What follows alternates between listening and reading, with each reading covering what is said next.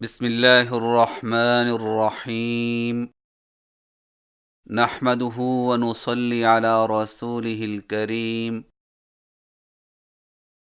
عزیز بچوں، قرآن مجید وہ مقدس کتاب ہے جس کی تلاوت عظیم اجر و ثواب کا باعث ہے۔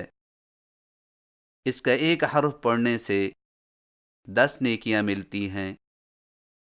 اٹکنے والوں کو مشقت کی وجہ سے دگنی نیکیاں عطا ہوتی ہیں، اور ماہر قرآن کو قیامت کے دن مقرب فرشتوں کی صف میں کھڑا کیا جائے گا۔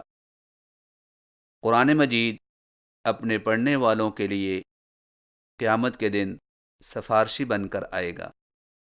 تلاوت قرآن کا بھرپور اجر و ثواب اس امر پر موقوف ہے کہ تلاوت پورے قواعد و ضوابط اور اصول و آداب کے ساتھ کی جائے۔ قرآن مجید کی تلاوت صحیح تلفظ کے ساتھ کرنے کو تجوید کہتے ہیں، اور تجوید دراصل رسول اللہ صلی اللہ علیہ وسلم کے طریقہ تلاوت کا ہی ایک نام ہے۔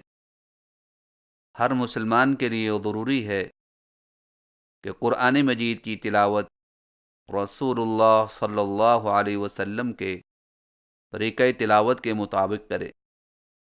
تو آئیے پہلے تجویدی قاعدہ سیکھیے تاکہ آپ صلی اللہ علیہ وسلم جیسا پڑھنا آسان ہو جائے۔